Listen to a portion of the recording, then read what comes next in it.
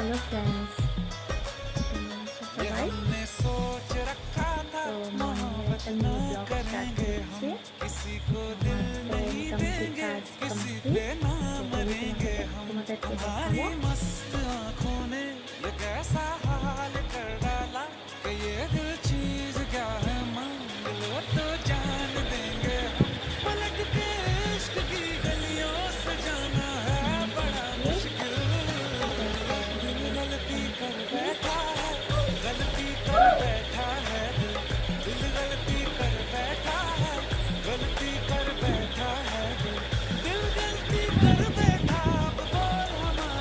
ছেলে কিছু কাপড়গুলো দিয়ে দিলাম, দেখাই।